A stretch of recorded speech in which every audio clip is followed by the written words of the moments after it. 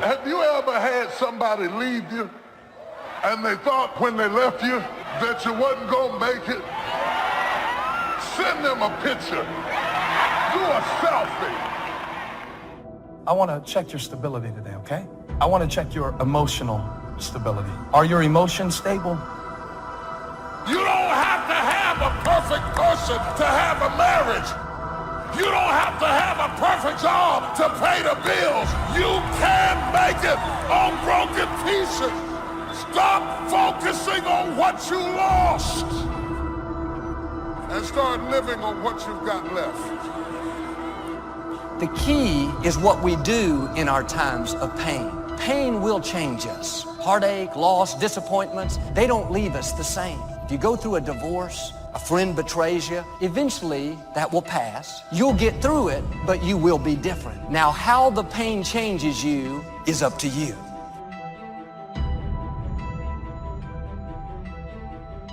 I have learned that every blessing doesn't come to stay.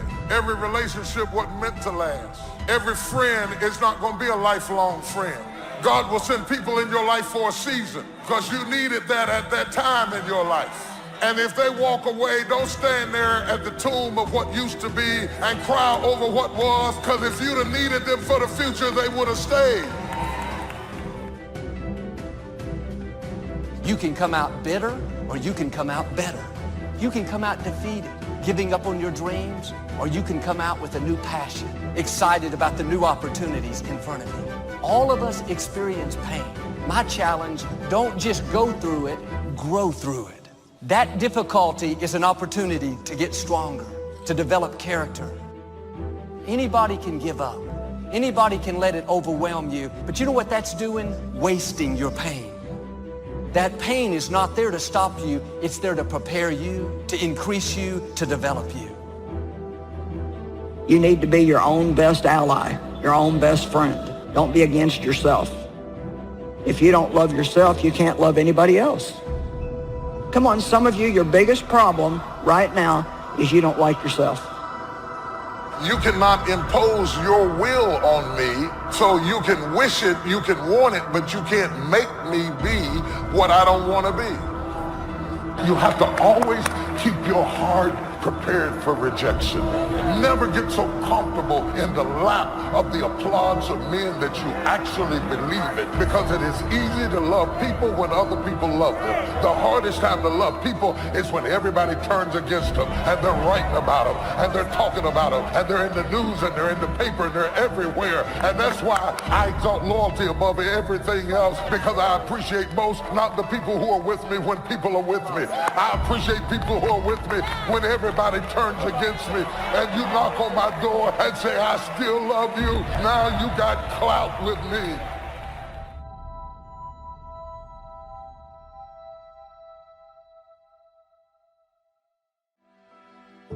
Realize this, just because it's a chapter, it doesn't mean it's your whole story. So for me, I just understand that it's very important to embrace pain, to go through it, because I believe the foundation of all strength is pain.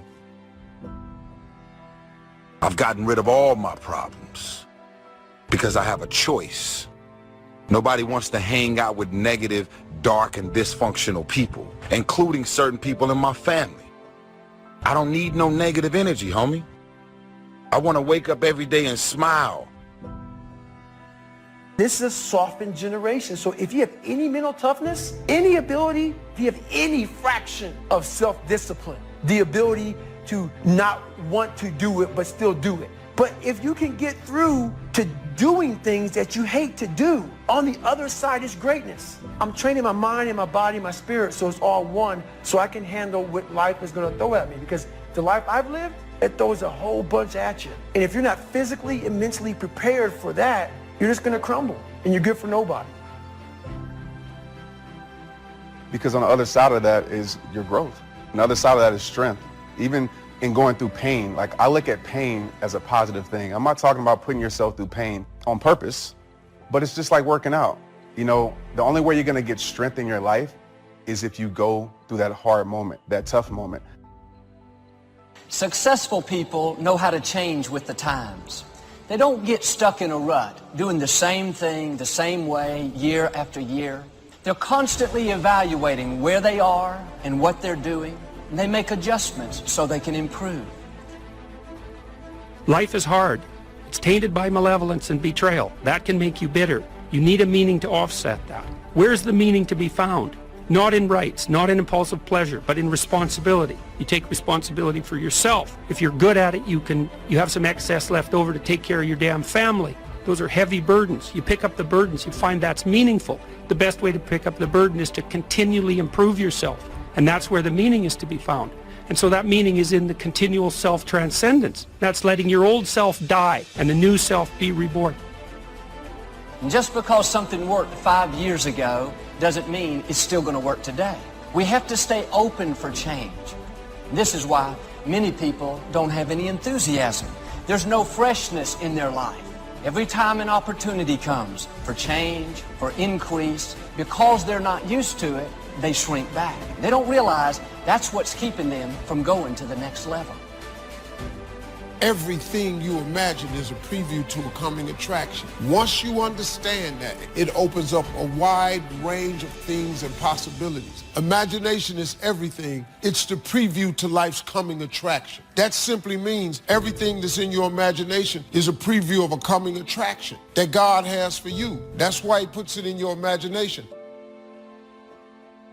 And in the coming days, don't be surprised if God brings new opportunities across your path. You'll be tempted at first to play it safe and think about all the reasons why you can't do it. You have a gift. You have something to offer. Don't use your God-given talents for the wrong purposes. As you continue to grow and develop, you will soon discover that last year's systems won't likely meet this year's needs. You see, one of the keys to success is flexibility. We must always be on the search for more effective methods to facilitate and accommodate new ideas. It's not too late to start right where you are. And some of you today, you just need some freshness in your life. Start stretching yourself. You have to stir up what God's put on the inside. If you don't have a dream, you're not really living, you're just existing.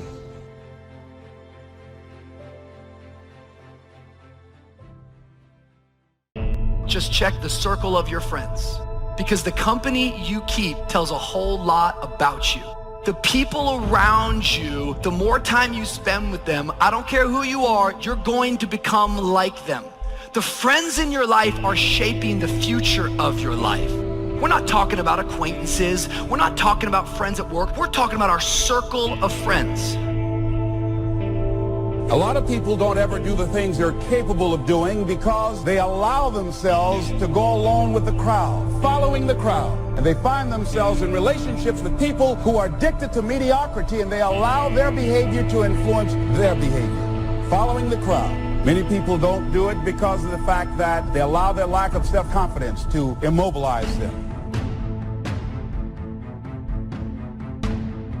The older I get, the more and more I am convinced that people are borderline obsessed with what's next.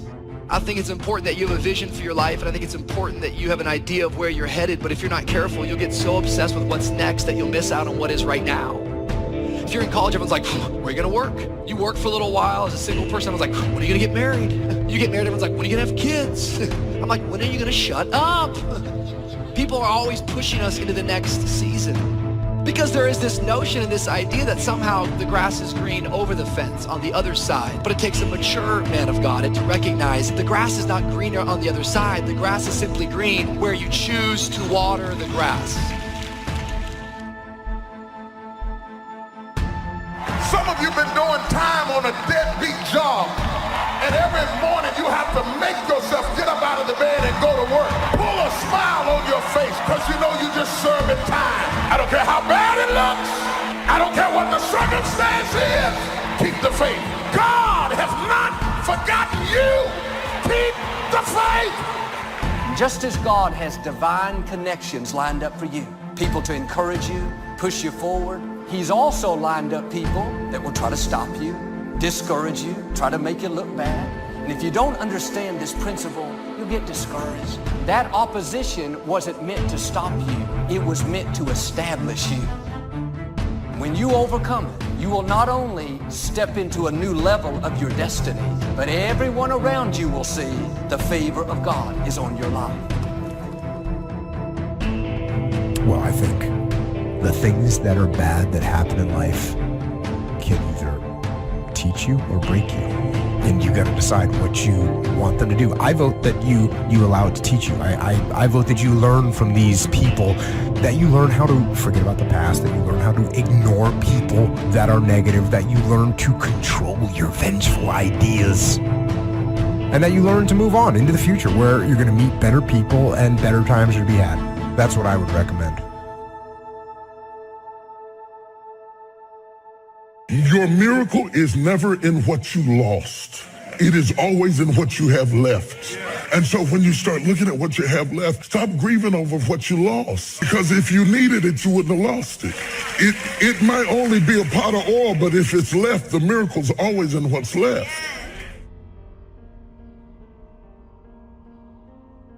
I'm not telling you to change your heart and your desire to help people. What I am trying to tell you is that your circle should not be full of people that are pulling you down. Your circle should be full of people that are pulling you up. Someone say, check your circle. You can't honor people further than you. You can't reach up. Instead, you're more comfortable with everyone at your level or beneath you because it feeds your ego that you're needed. If you're the smartest person in your group, you need another group.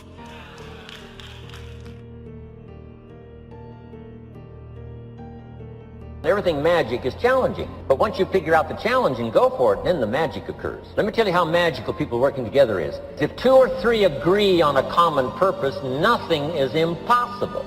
Just try that on for your mental size. If 2 or 3 agree on a common purpose, nothing's impossible. Everybody's looking for a challenge. Here's what I teach. Here's the best challenge in the world. Let's go do it. Not you go do it. Let's go do it. If 2 or 3 of us decide on a common purpose to do it, nothing's impossible. Working together, organizing. When everybody's an independent, now it's a little more challenging. It is challenging. You've got a variety. But that's what makes life the variety. Don't isolate yourself and think, well, I'm strong enough, I'm tough enough, I'm talented enough. Are you flying solo, or do you have a community of faith?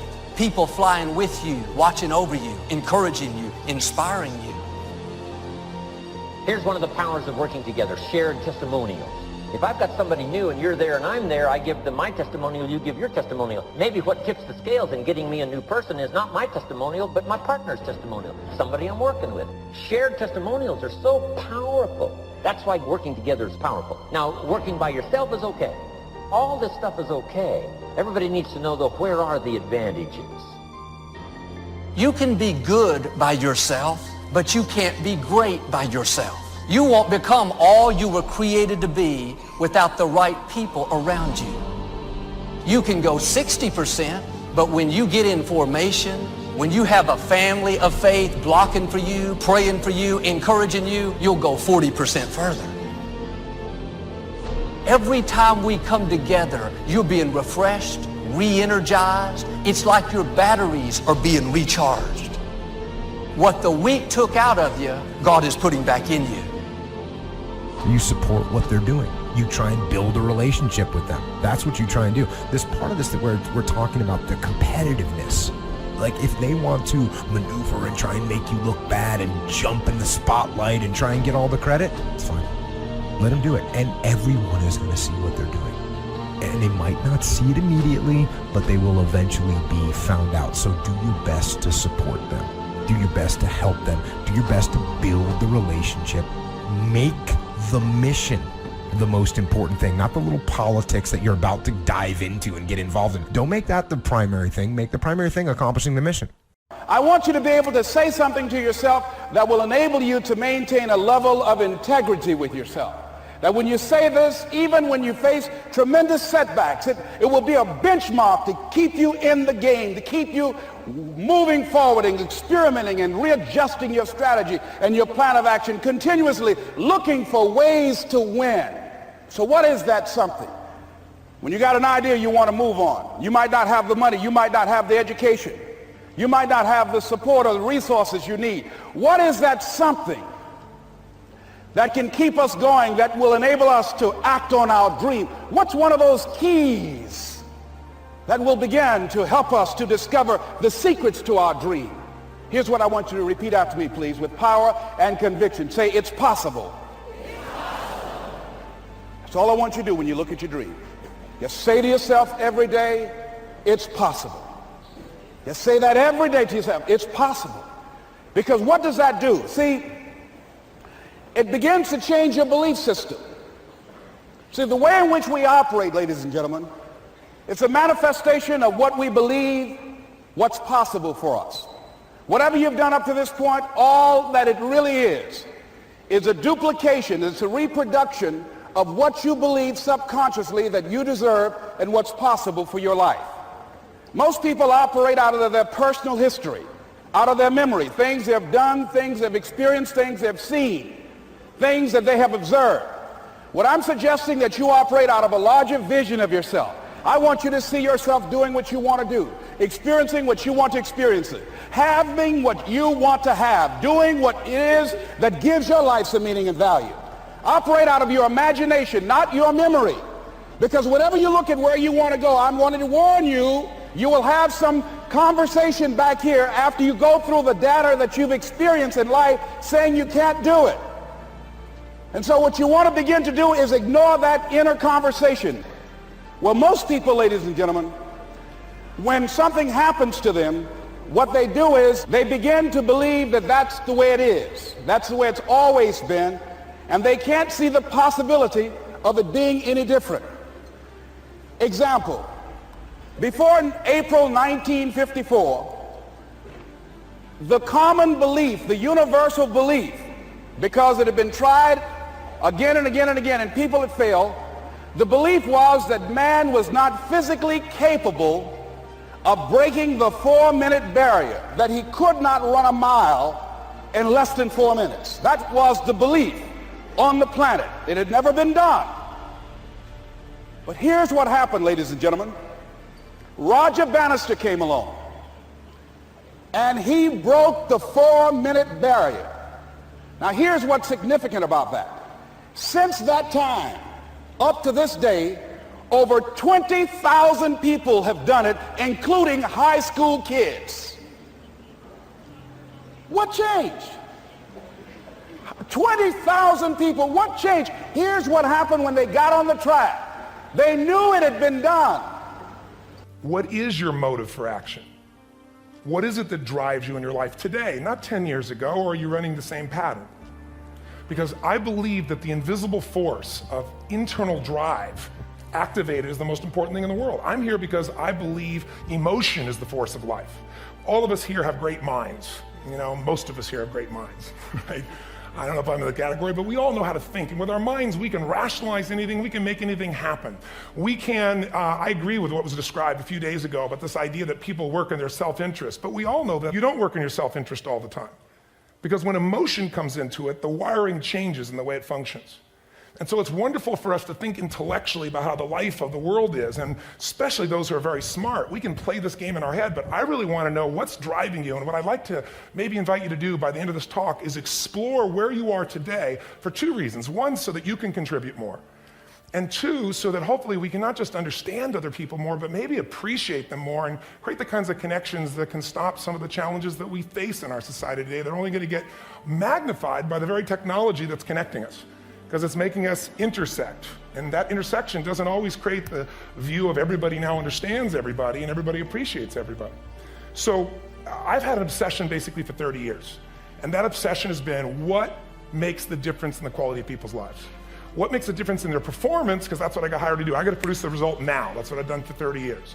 I get the phone call when the athlete is burning down on national television and they were ahead by 5 strokes and now they can't get back on the course. And I got to do something right now to get the result or nothing matters. I get the phone call when the child is going to commit suicide and I got to do something right now. And in 29 years, I'm very grateful to tell you I've never lost one in 29 years. It doesn't mean I won't someday, but I haven't done it. And the reason is an understanding of these human needs that I want to talk to you about. So when I get those calls about performance, that's one thing, like how do you make a change? But also, I'm looking to see what is it that's shaping that person's ability to contribute, to do something beyond themselves. So maybe the real question is, you know, I look at life and say there's 2 master lessons. One is There's the science of achievement, which almost everyone in this room has mastered to an amazing extent. That's how do you take the invisible and make it visible, right? How do you take what you dream about and make it happen, whether it be your business, your contribution to society, money, whatever it is for you, your body, your family. But the other lesson of life that is rarely mastered is the art of fulfillment. Because science is easy, right? We know the rules, you write the code, you follow those, and you get the result. Once you know the game, you just, you up the ante, don't you? But when it comes to fulfillment, that's an art. And the reason is it's about appreciation and it's about contribution. You can only feel so much by yourself. So I've had an interesting laboratory to try to answer the question of the real question, which is what's the difference in somebody's life if you look at somebody like those people that you've given everything to, like all the resources they say they need. You gave them not a $100 computer, you gave them the best computer. You gave them love, you gave them joy, you were there to comfort them. And those people very often, and you know some of them I'm sure, end up the rest of their life with all this love, education, money, and background, spending their life going in and out of rehab. Right? Some people do better because they have more time. I used to say, Harold ought to be able to do well. He's got a lot of time. If I had all of Harold's time, I could do well. Now that's got to be dumb, right? Number one, you can't get somebody else's time. A guy says to me one time, he says, if I had some extra time, I could make some extra money. I said, then forget it. There isn't any extra time. Hey, when the clock strikes 12 midnight, that about wraps it up, right? I mean, you can look around the gongs there for a little more, but it's over. You say to the guy, what are you doing? He says, I'm looking for extra time. See, they'll come and take you away, right? There isn't any more time. Now, if you can't get more time, which you can't, what could you get more of that would make a difference in economic results? And here's the key word. Make it a part of your notes. We're going to consider it tonight. The word is value. And I have a little phrase for your notes. Value makes the difference in results. Value makes the difference. You can't get more time, but you can create more value. Now here's the first lesson of economics. Everybody should learn it from the time they're old enough to understand what a dollar means. How to earn one, how to get one, how to keep one, what to do with it. First lesson of economics. We primarily get paid for value. That's lesson one. Bringing value to the marketplace, that's how you get paid. You don't get paid for the time. I know it takes time to bring value to the marketplace, but you get paid for the value, not the time. Now, since that's true, here's one of the key questions of the evening. Is it possible to become twice as valuable at the marketplace and make twice as much money in the same time? Could you become 3 times as valuable? Make 3 times as much money in the same time? Is that possible? The answer is yes, if. And it's always if, right? Life is known as the big if. Harry Truman once said, life is iffy. How true. And here's the big if we're going to consider it tonight. It's possible to do much better at the marketplace if you go to work primarily on yourself. And that's the theme of our seminar tonight. Learning to work primarily on yourself. People have asked me for the last 24 years, how do you develop an above average income? And the answer is, become an above average person. Develop an above average handshake. Some people want to be successful, they don't even work on their handshake. As easy as that would be to start on. They let it slide, they don't understand. Now guess what? The reason I don't know how to make $3 billion, and the reason I ain't got to worry about the how, because the how-to is none of my business. See, the problem that people do is you get in God's way. See, you tell God what you want, then you mess up and tell him how you want him to do it. The problem is you can't tell God how to bless you. All you got to do is write down what you want. God will give you everything you write down.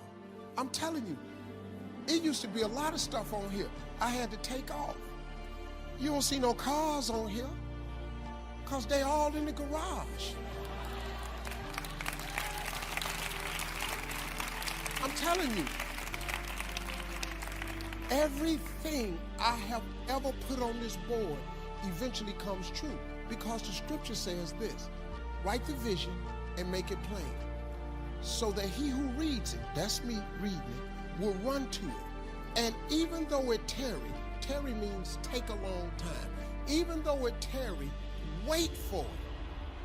For surely it will come at an appointed time.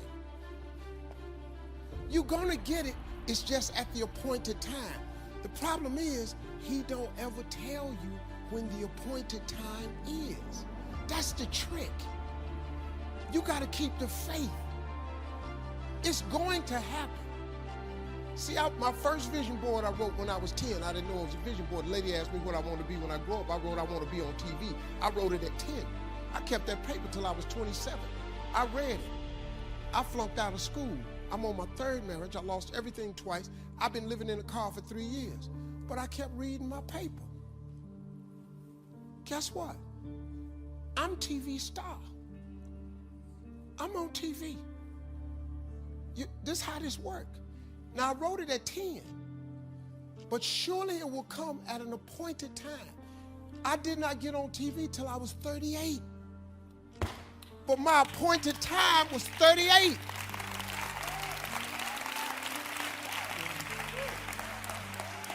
Boy, let me tell y'all something. Y'all better hear me now. I'm telling you this how this works. Success ain't a magic trick. It's a set of principles. Don't matter about your education. People in here way smarter than me. People in here got way more degrees than me. Education ain't in the Bible. The Bible says a man without a dream or vision shall perish. So guess what? You can't out-vision me.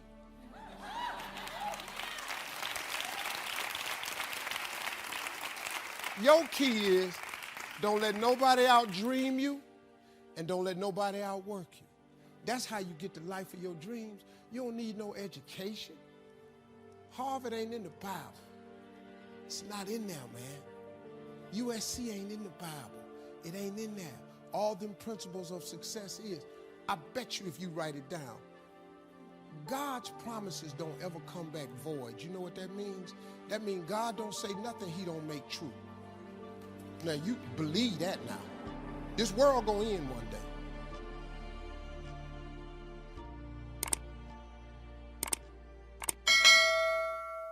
If people are not listening to you, stop talking to them. That is the best piece of advice that I can give you. And what happens is that if you stop talking to people who aren't listening to you and start watching them instead, they will tell you what they're up to. But so if you have things to say them, but you find people that will listen, talk to them. The ones who aren't listening, pull back. Because you're devaluing what you have to say by offering it to an audience that does nothing but reject it. And you spend a lot of time going around trying to convince other people or trying to get their approval. What will happen is that you will lose your nerve. And other people will convince you that what you're doing doesn't have any value. There are certain things that we just go through life just taking, and at some point, you just got to draw the line and just say enough is enough. You got to do that with yourself. You just got to draw. There's certain things that you just don't permit. If you got negative people in your life, just one. So look here. I was talking to someone I love very much, had a just dynamic relationship with us. Look here. I can't grow from that. If you're persistent and saying those kind of things to me, I'm saying to you right now, I won't tolerate that. And I will terminate this because I'm not going to expose myself to this type of humiliation. I don't like that. I don't like getting called names and putting each other down. I don't like that. Come back, tell me I'm sorry. No, that won't get it. So you put a nail in a hole, you make that impression, you pull a nail out, that mark is still there. That's not for God. We can't subtract that from the record. So don't say that to me. So we were talking about something else. The person said it again. Boom. You're a loser. Very good. And you are too, because you just lost a very good friend. I don't choose to be around you anymore. And that was it. I said, that's cold. Maybe it is. But I get people out of my life that aren't good for me. One negative stroke is 16 times more powerful than a positive stroke. And if you have people around you who are not sensitive to who you are, and the people that can hurt you the most, ladies and gentlemen, are the people that you love. That you love. They're the ones that you're vulnerable to. They're the ones that can get to you. And if they're insensitive, I don't care who they are. See, if you don't draw the line with people, if you just let them run rampant in your life, and you let things happen to you that you don't feel good about, if you continue to allow it to happen, you won't feel good about yourself. Your image of yourself will erode. So you've got to draw the line. That old White said something. To go against the dominant thinking of your family, friends, and those people you associate with every day is perhaps the most difficult act of courage you will ever perform. See, when you start growing, when you start changing the way you walk, the way you talk, the way you act, the way you respond to things, the way you use your time, when you start saying, no, I can't do that. Why? You're too busy. You don't have the time. No, I have my own agenda. You also have to be strong enough to say no. Remember, you teach people how to treat you, and they will walk all over you if you let them. So when you love yourself enough to say no, when they ask you to do certain things that are not in your character, you quickly will say no. I'm not doing that. Because I know if I allow myself to go there, I'm going to be the one that's hurt. I'm going to be the one that's broken. I'm going to be the one that's battered and bruised. So absolutely not. And I've said this many times before. Some of you guys are weak and you're quick to say yes. Love yourself enough to say no. You got to have a good, strong, solid no muscle that you can stand in, and you got to have a yes muscle. You got to say no to the things that don't honor you, no to the things that don't bring you joy, no to the things that don't bring you peace, and you don't have to explain your no. You got to have 101 different ways to say no. You matter, and your no matters, and don't back up on your no. Don't draw your line in the sand, and when somebody crosses it, you back up and draw another line. No, stand on your line. Stand for your no. So if people can put you on a guilt trip, they will.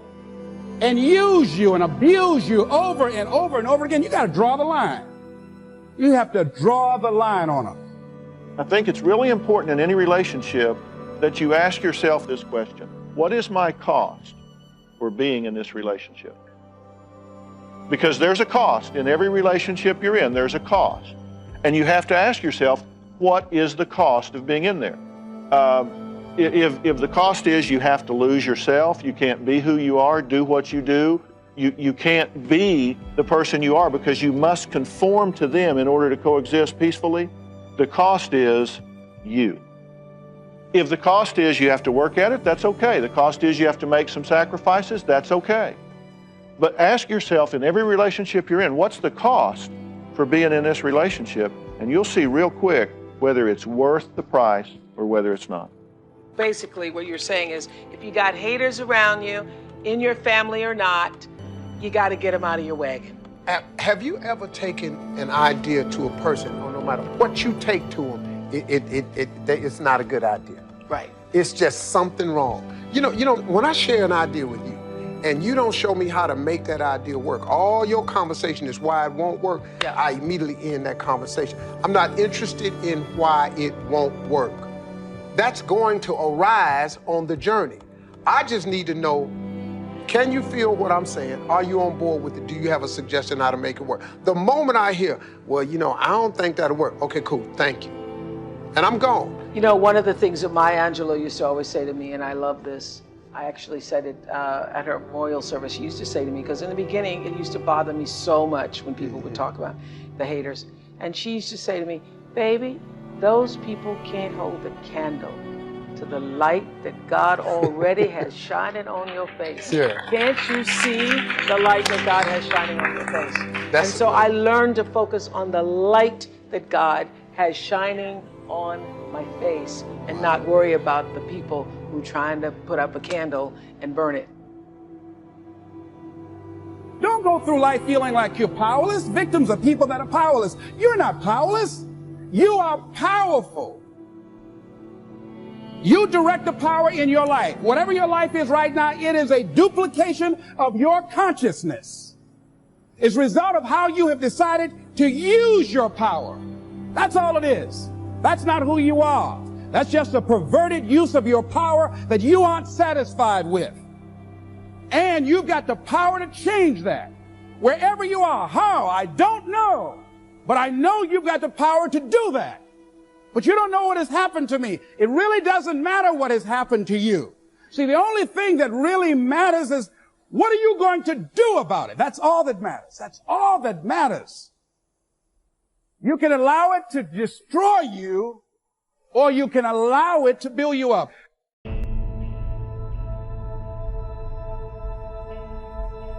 For every struggle in your life, there is a strategy.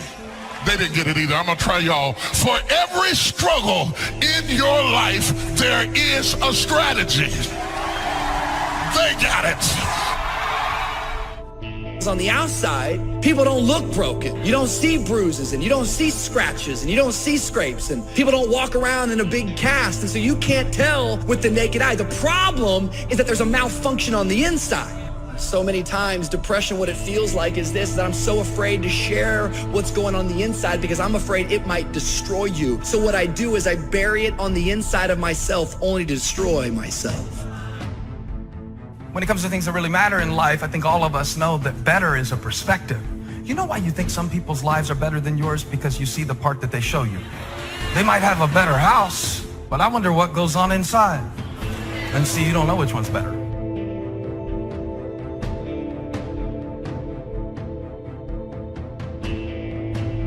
When something is just beginning to bud, there is also trouble rising up right beside it. When the wheat came up, the tear came up with it. Not because the wheat wasn't real, but because it was. It came up at the same time. Life is crazy. If you live long enough, you will find out that some of the people you spent so much of your time envying were secretly miserable. There is something in you that will deliver you, but in order to produce it, you have to go through the dark place.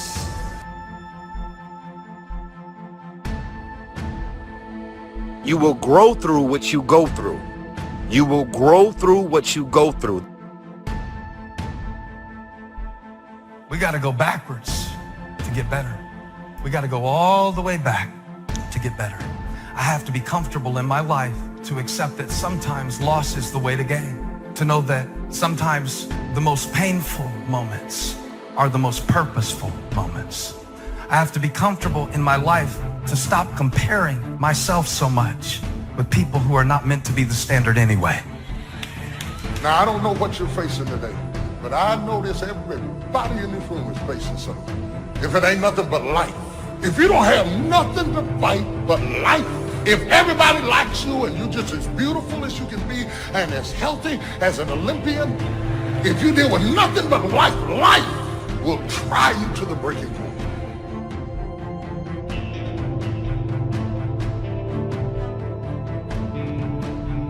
It can be the best time in your life and the worst time all at the same time. You can either stand up and take that small step forward. You don't have to know where you're going. You don't have to have the perfect plan. You don't have to know what tomorrow holds. But you can either get up and take that small step, or you're going to sit at that kitchen counter for the rest of your life.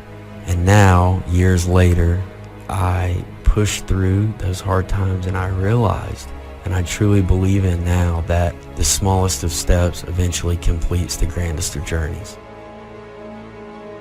You can have what other people can't have. You can go where other people can't go. You can ask what other people can't ask for, because you are not a whosoever. Quit acting like a whosoever. Quit asking like a whosoever. Quit asking like you don't have a right to go in boldly and ask. You are a chosen generation. You are a peculiar people. Say, I'm not a whosoever. Our problems do not overshadow our purpose. Our weaknesses do not discount our work, and our deficiencies definitely do not delay our destiny. We have to learn how to work our weakness. You gotta work your weakness, because all of us to some degree have a thorn in our flesh. We all have gaps, we all have deficiency, we've all made mistakes, we've all got these things that feel like a thorn in our flesh. If you wish to be successful, study success. If you wish to be happy, study happiness. Happiness is not an accident. It is first a study and then a practice. You would naturally assume that most people would make a careful study of them. Why they do not is yet another example of those aspects of life that fall into the category of mysteries of the mind.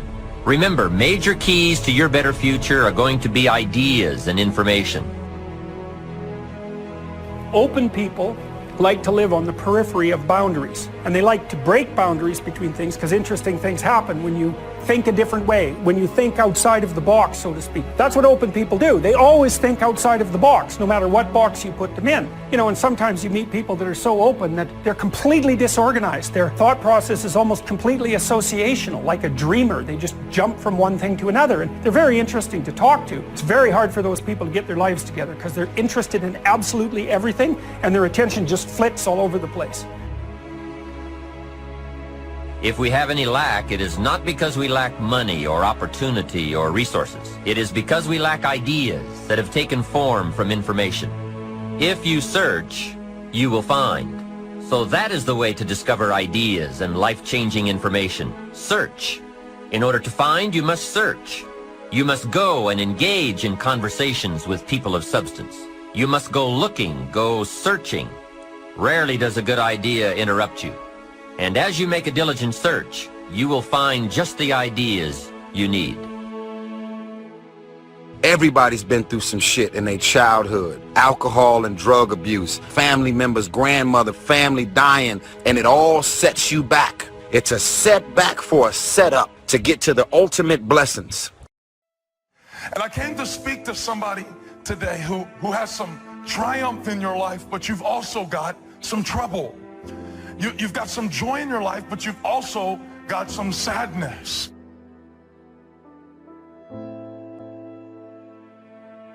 Until you have had the taste of finishing, you will not respect yourself. Until you follow through, until something is done, tears and struggles and pain, and you go through it anyway, and you show up and you continue to fight on no matter the circumstances. So why not reach down inside of you and come up with some more of those remarkable human gifts? They're there waiting to be discovered and employed. And I challenge you to do that, because you can change.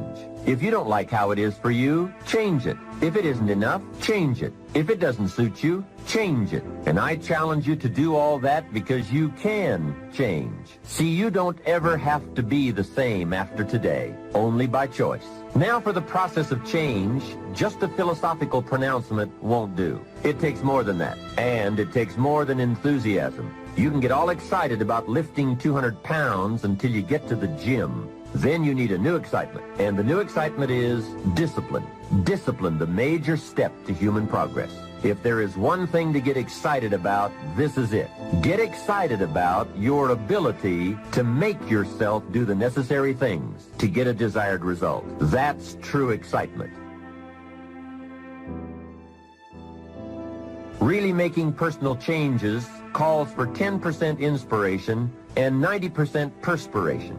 Wishing we could change is a beginning, but now wish must be translated into activity, and inspiration and affirmation must lead to discipline. We can affirm that we are going to change, but we must now form new habits. and develop new disciplines for the affirmation to come true. We can look at developing ourselves spiritually, physically, and mentally. With respect to our spiritual development, this may be a major or a minor issue for you depending on your values and your goals. Come to your own decisions as to what it will take to nourish your spiritual nature. Next, let's look at physical development. The body and the mind work together and depend on each other, so they both need attention. Treat your body like a temple. So just put it in your notes. Body like temple. Not a bad suggestion. Now, in taking care of the physical, we must learn to be conscious of ourselves, but not self-conscious. We need to be aware of our physical appearance, our physical well-being, but not to the point of being self-conscious. But some people devote too much of their day to physical appearance. Physical appearance is going to have something to do with your future, your well-being, so do spend some time on physical appearance. How we appear to other people does make a difference in terms of our acceptance and our ability to function and do well in the marketplace. If you do have a pattern, realize that any pattern you have, including self-sabotage, still comes back to one thing. Human beings, no matter what we're doing, including sabotaging ourselves, we do it for a positive intent. If it clearly is a pattern where you are subconsciously sabotaging yourself, screwing things up, hey, get excited. Don't get upset. Say, hey, look, my brain is doing what it does best. Personal development, how important. Remember, the major key to your better future is you. That's a sentence with a lot of value. The major key to your better future is you. For a share of my life, I didn't understand the importance of that phrase. I used to wonder why two people could work for the same company and one make twice as much money. Wouldn't that be a puzzle? I know there are many ways to do well, but in this narrow area called compensation, what is the difference? I thought time makes some of the difference. Some people do better because they have more time. Now, that's got to be dumb, right? You can't get someone else's time. There isn't any more time. Where would you find any? Hey, when the clock strikes 12 midnight, that's about it. It's over. There isn't any more time. If you insist on finding more than 24 hours a day, they will come and take you away. You see, what you become is far more important than what you get. However, it is also true that what you become directly influences what you get. Most of what we have attracted by the person we have become. So here's the great challenge of life. You can have more than you've got because you can become more than you are. That is the great focus of attention for life change. Now, on the other side of the coin, it reads, unless you change how you are, you'll always have what you've got. I've discovered that income does not usually exceed personal development. Sometimes income takes a lucky jump, but unless you keep growing out where it is, it will usually come back where you are. Life has strange ways. A very rich man once said, if you took all the money in the world and divided it equally among everybody, it would soon all be back in the same pockets. I guess it is hard to keep what you haven't attracted by your own personal development. It's not what we can do that's in question. What we can do is fantastic. What we can do is unbelievable. What we can do, it's what we settle for that's disappointing. What we become is what leads to all the good things. And the habits we form, habits of mind, attitude, and behavior, are a dominant part of what we are becoming. Now, I understand as well as anyone that forming new habits doesn't come easy. But new habits will come when we change, but rather by changing small pieces and parts at a time. I think that's how most of us change. We just keep nudging ourselves in the right direction, forming one or two new habits at a time, little by little, until finally we've made the turn. And this is where the good life comes from, those personal changes. There's nothing you can do with the seasons, but there's everything you can do with yourself. Wish for your own attitudes, strength, and capabilities to change in order to handle the winters. Time, we will probably use them all, unless somebody finally comes along and blows all those excuses apart to make us come face to face with the real reasons for our current dilemma. Until that time, we will probably use another million excuses to prevent ourselves from having $1 million. Here's one of the major questions I'll pose to you during this program. What are you going to do starting today that will make a difference in how your life works out? See, if you don't do something starting today that will make a difference, guess what? It's going to be the same. And you can guess what the next 5 years are going to be like? Just look at the last 5. Now here's another key question. What can you do starting today that will make a difference? That's a good question. What can you do? What can you do with economic chaos? What can you do with massive disappointment when it's all gone wrong?